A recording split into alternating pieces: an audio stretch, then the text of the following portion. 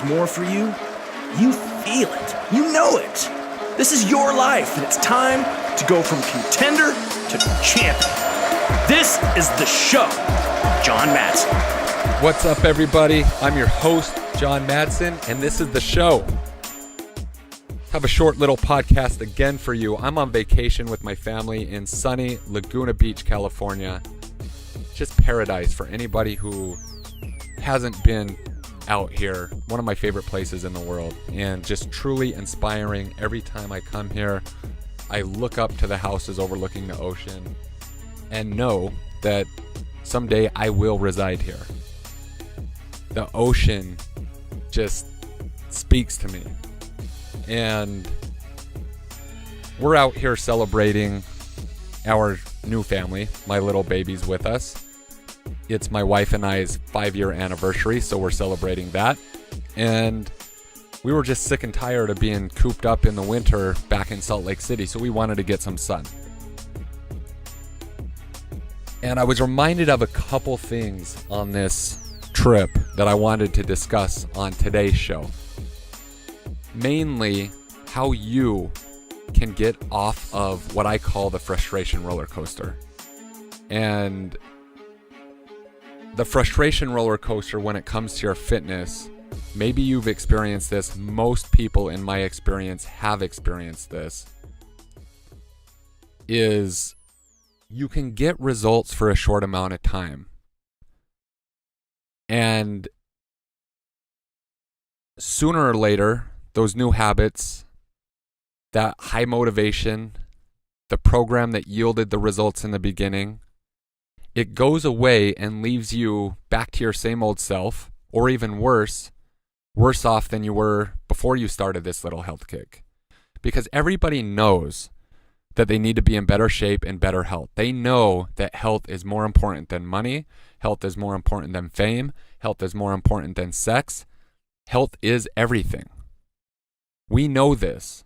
We know that without health, nothing else in the world matters. And there's also a lot of us who care about the reflection in the mirror. And some people want to disagree with this fact and act like if you care about what you look like, you're vain or you're insecure or whatever else the fuck. But here's the truth. Those of us who aren't extreme, who aren't overly obsessive, but really give a damn about the way they represent themselves in the world, in business meetings, when they look in the mirror, how they feel, it's because we inherently know that when we feel good about ourselves, good shit happens to us. If I go into a meeting and I'm feeling confident and strong and I'm wearing the fuck out of that suit, then I'll blow that meeting away. But if I'm feeling like shit and I'm looking in the mirror and I'm like, fuck, I look like shit, I feel like shit, I'm not going to perform in that meeting. And so many of us know this. I had a saying back in, not my saying, but a lot of us back in the NFL in college, look good, feel good, play good. When we look good and we felt good, we would play good. If we felt like shit and we look like shit, going out there and playing good was not going to happen. Same thing in life. So I work with a lot of businessmen. I work with a lot of people that wear suits every day, that go into really important meetings. And they want to be healthier, yes. They understand that, but they also want to feel fucking great in their everyday dealings so that they can perform like a champion. And I don't know where I was going with that, other than I was reminded of why so many people can't get off this up and down roller coaster. And here's the thing. Marketing can be blamed, but it's really the people that are to be blamed.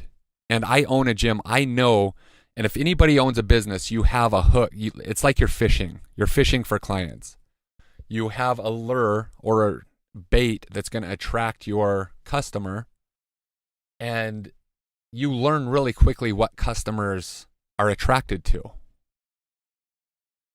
So in the gym industry over the past 3 years, 2 years, there's been an explosion of 6-week challenges. And 6 weeks or 42 days, maybe even 28 days, it's a start and an end. You write really compelling copy on your ads, and then you show before and after pictures, which are true. In my case, at least, they're true, of people losing 20, 25 pounds in 28 days, 42 days, a short amount of time. And people are attracted to that. And I sold over 400 6-week challenges in 2018. And the problem with this model is that it keeps people on this up and down roller coaster from hell.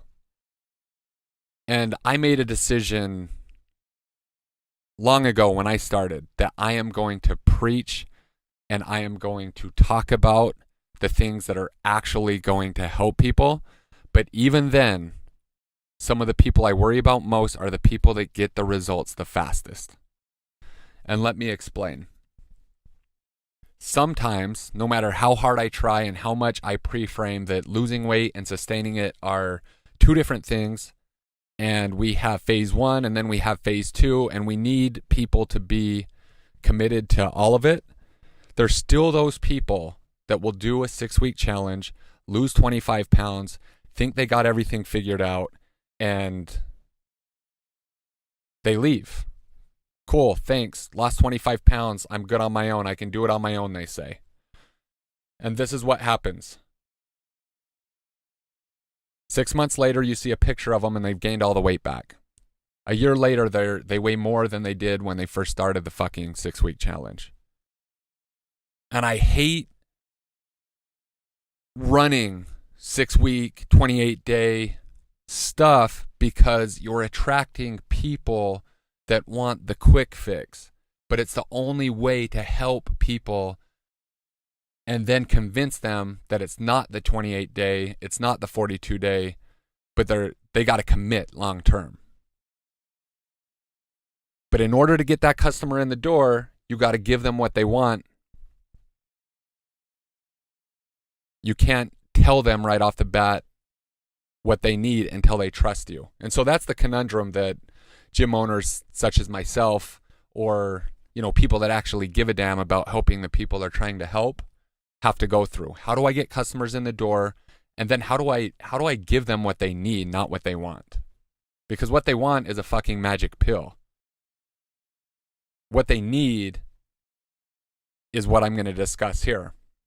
So I was reminded about that, and we're going to dive into how to get off this frustration roller coaster. I'm going to give you 3 steps today, 3 things that you can do to ensure that you get off of this fucking roller coaster once and for all.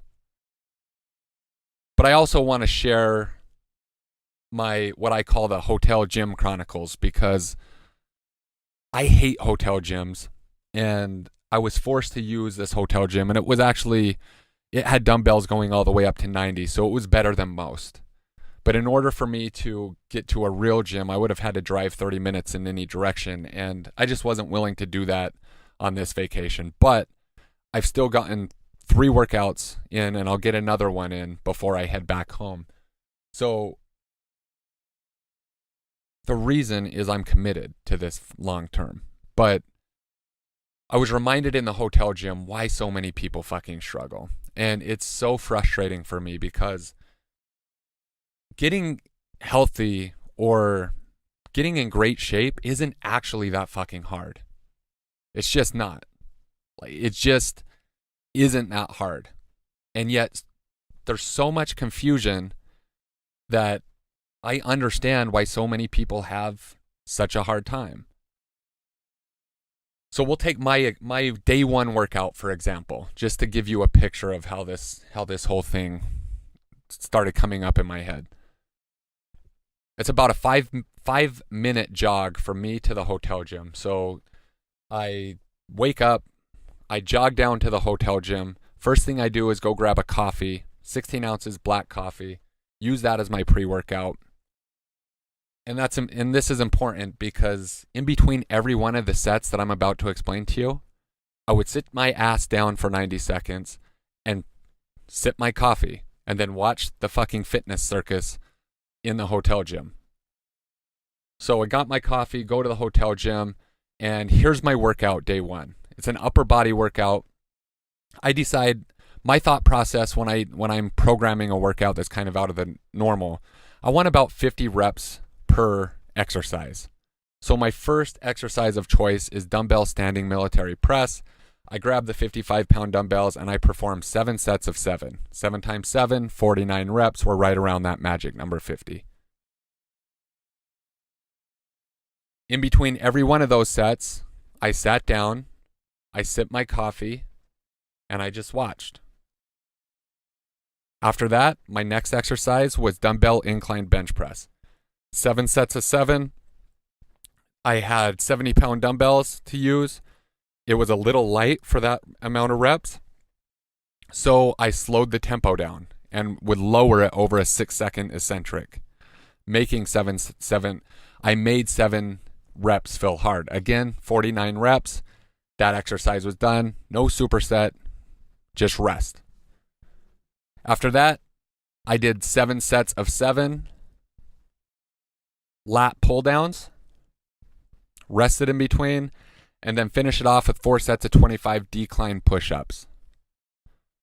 Walked out of there 45 minutes or so, but during my rest, I watched a couple things happen. A woman who clearly cared about her shape, or she wouldn't have been in there wasting time, standing on one foot, shit you not, standing on one foot, I don't know what the fuck that does, and curling 5-pound dumbbells for an eternity. When she was done with that eternity, she would do dumbbell kickbacks and other balancing circus acts. And I just sat there and watched and just like, I'm actually in amazement at this stuff because there's so much information out there. Another guy had probably 50 pounds to lose, just pounding the elliptical machine.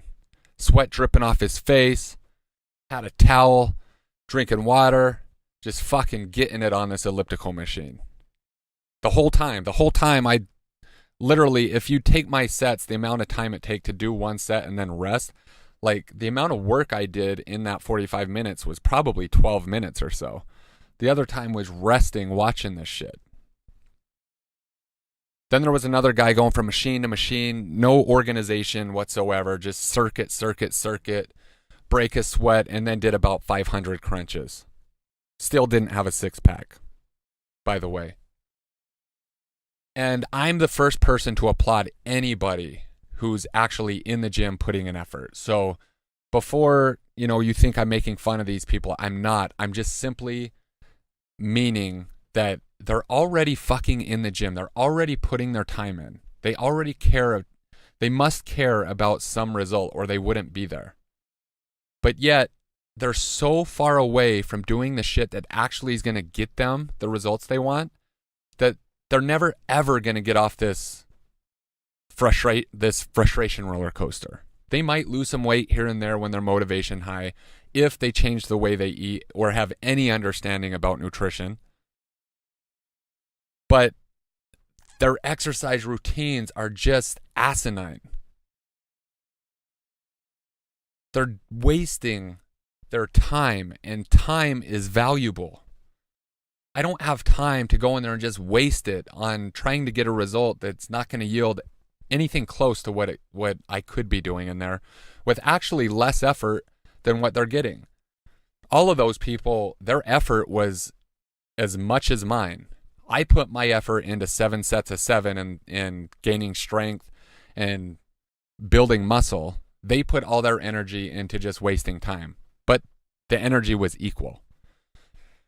So anyways, long story, long tangent. I went back to the same gym 2 different times and same shit, different day. Just the next day there was 2 women doing interval sprints for the whole time, 45 minutes, just sprint, rest, sprint, rest, sprint, rest, but they're not in shape is my point. They're trying, but I know they've probably been trying for such a long ass time. And it just doesn't make sense because there's so much information out there. But that's why you're listening to this podcast, and I vow to change that. So if you are a person who, like I was mentioning earlier, cares about the way you look because you know it's going to make you feel better, it's going to be in your best interest to understand what I'm about to tell you. There's 3 things that can help you get off this frustration roller coaster. And here they are. Number 1, decide right here and now that fitness is something you're not going to do for the next 30 days, but for life. Whether you're on vacation, at home, with or without your spouse, you own your fitness, you and you alone. So your fitness is up to you, and you have to decide that it's not a 30-day, it's not a 28-day, it's not this easy fix. It's going to be a commitment to a lifestyle. And this lifestyle has to be sustainable. The type of fitness you choose has to be something that's going to yield results that also isn't going to burn you out. So I could go and do those workouts 3 times a week for eternity. I'm not going to get burned out. But if you're going to be doing those interval sprints, kicking your own ass, doing a bunch of bullshit, you're going to get burned out because you're not going to get results, and you're going to get tired of just kicking your own ass. Number 2 is build a solid foundation. Don't build a foundation built on sand. Don't do restrictive fad diets. Stop doing the ridiculous fitness routines. If you can't do it for life, don't do it at all. So number 1 is decide that you are going to be in it for the long haul. It's not going to be this quick pop and drop magic pill. You're deciding that your fitness is important for life. That decision is important. Number 2, building that foundation. Building that foundation not on fad diets, not on ridiculous fitness routines, not on 6-week challenges, not on 28-day fixes, but our solid foundation with stuff nutritionally and fitness-wise you can do for life. Number 3, strength train. So if you go back to my workout, I'm doing 7 sets of 7 with weight heavy enough to elicit strength and lean by and the most important thing is maintaining or growing lean body tissue, lean body mass, muscle. Strength training, not circuit training, not get your ass kicked in 45 minutes by doing a bunch of bullshit, but actually building strength from workout to workout, week to week, month to month. Those 3 things. Decide, build a solid foundation, and strength train. Because being stronger makes you confident.